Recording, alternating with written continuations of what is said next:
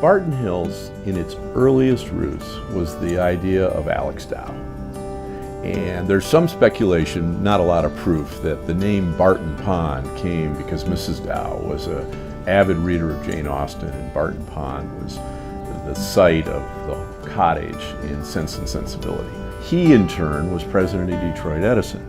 So the concept was that they would build Barton Dam, and then they would sell electricity to everybody that was up in the hills above Barton Pond. The village had a building boom in the 20s. Never enough really to amortize the cost of the dam for Detroit Edison, but enough of a building boom to give the village kind of a start. And some of the really grand homes in the village are the ones that were built in the 1920s. It's hard to imagine that in 1919, the idea of a community or village with its own golf club was still a pretty novel idea.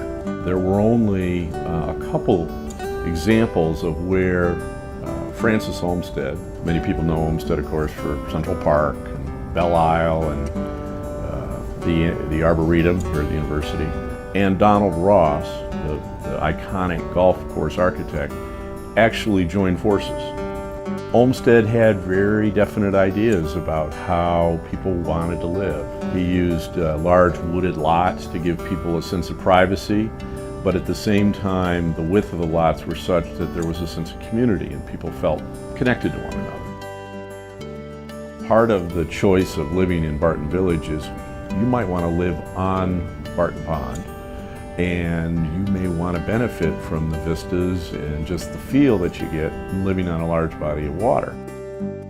The other side of the village is interesting. We live up here in the sort of the high ground, and then of course at the top of the hill is the golf club.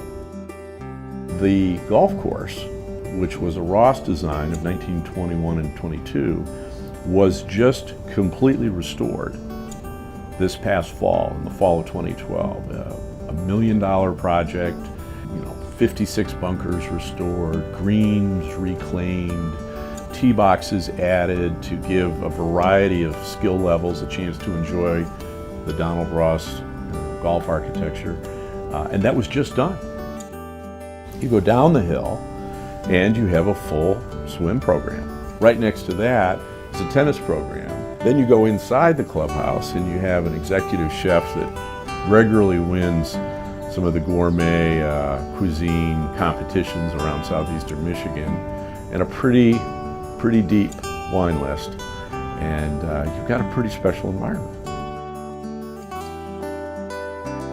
The biggest plus, however, is you're not planning yourself in the middle of Manhattan or downtown Chicago. You're planning yourself in a community where the city's 100,000, give or take. The metro area is maybe 240.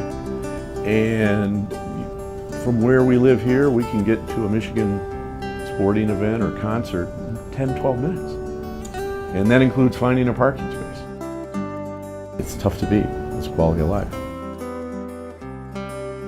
Thanks for watching this Reinhardt Neighborhood Spotlight. To learn more about the Charles Reinhardt Company, visit us at reinhardtrealtors.com.